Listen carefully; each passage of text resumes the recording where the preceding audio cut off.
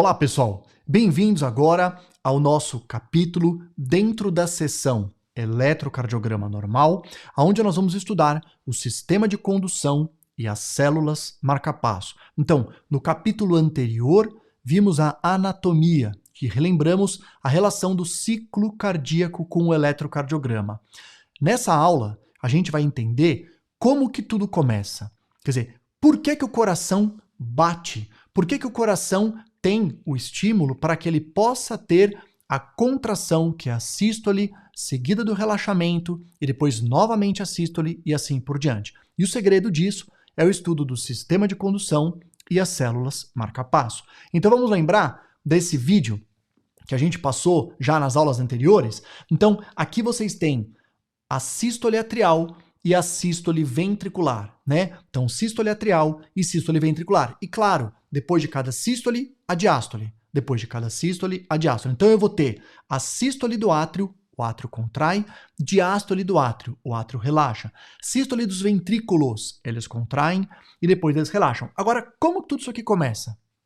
Como que o nosso coração consegue fazer um batimento espontâneo, gente? Isso é uma coisa muito legal de vocês saberem. O coração, ele é o único órgão do nosso corpo que ele consegue ter esse ciclo, tá? Esse estímulo da contração, independente de estímulo nervoso fora dele. Então significa que, se você tiver um experimento de fisiologia, você conseguir nutrir o coração, tá? Quer dizer, eu dou oxigênio para ele, dou glicose, eu isolo ele de todo o resto do organismo, ele continua batendo.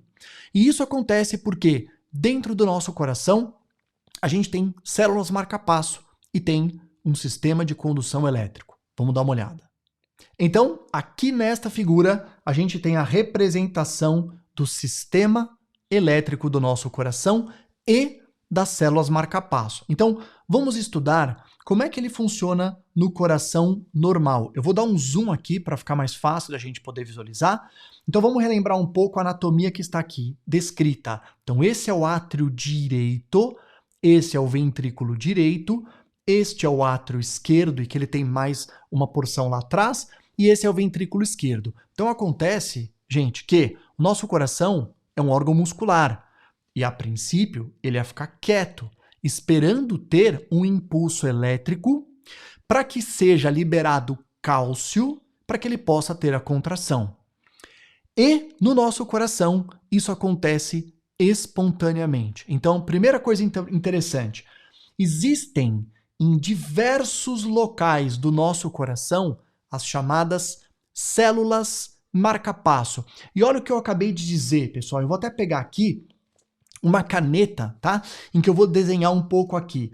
Nós temos células marca-passo aqui, nós temos células marca-passo aqui, nós temos células marca-passo aqui, aqui, ok? Aqui no átrio esquerdo, em outros lugares do átrio direito. Gente, nós temos células marca-passo em vários lugares do nosso coração. O que são as células marca-passo? São células capazes de espontaneamente deflagrar um potencial de ação.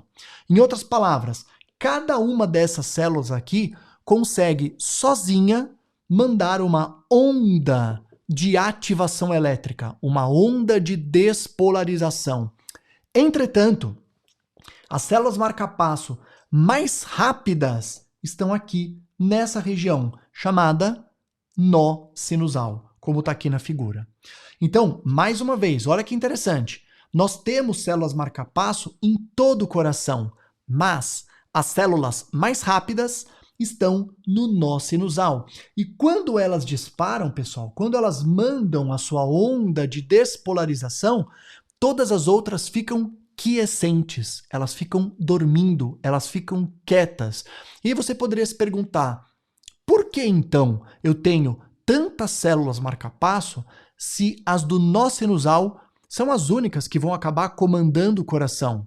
A resposta para isso é exatamente pelo fato de que, se eu tiver uma falha das células do nó sinusal, qualquer outra dessas poderia recuperar o impulso cardíaco para o paciente não ficar em assistolia. Então imagine a seguinte situação. Uma pessoa tem uma doença do nó sinusal. O nó sinusal não dispara. aí ele pode ter uma célula nesta região que passa a disparar e passa a ativar o coração. Então, salvou a vida da pessoa. E é exatamente isso que acontece, gente. Nós temos diversas células marca-passo no coração, porque a célula do nó sinusal, por vários motivos, pode ser pelo envelhecimento, pode ser por uma doença infecciosa, pode ser por doença coronariana. Se ela falhar, o coração ficaria em assistolia. Então ele não fica em assistolia porque outra célula pode recuperar o impulso.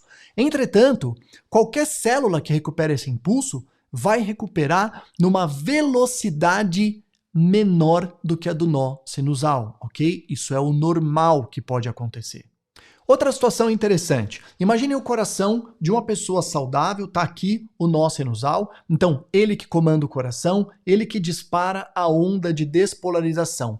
Entretanto, essa pessoa tem uma outra condição, que pode ser uma intoxicação, por exemplo, que faz com que uma célula, tá, ó, uma célula daqui, olha, né, que eu pintei ali, né, no átrio, deixa eu ver se eu coloco com uma cor que fique um pouco melhor até na tela, ó, pronto, amarelo, tá? Ali no átrio esquerdo, por algum motivo, essa célula marca-passo começa a ficar mais ativada e ela supera o nó sinusal. Então ela fica mais rápida que o sinusal. Aí o que vai acontecer é que ela vai disparar e ela vai deixar o nó sinusal quiescente. Então aqui eu teria uma arritmia, tá? Por que é uma arritmia? Porque não é no lugar normal do nó sinusal, é um lugar alterado que está saindo o impulso, mas por algum motivo ele começou a ficar mais rápido, mais ativado. Então eu teria uma arritmia atrial ectópica, quer dizer, fora do lugar normal, tá bom? Só para dar um gostinho depois, claro, do que a gente vai estudar lá nas arritmias.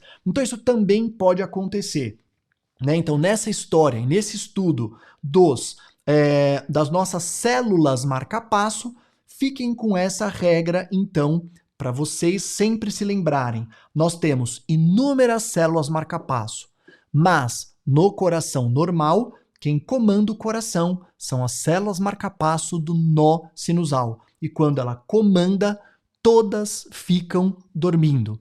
Esse é o famoso fenômeno overdrive suppression. Quer dizer, ele tem uma célula capaz de comandar e ela tem um comando superior às outras que ficam ali aguardando. Ok? No próximo vídeo, vamos olhar então agora o sistema de condução, que é o sistema por onde passa esse impulso que nasceu da célula marca-passo. Grande abraço!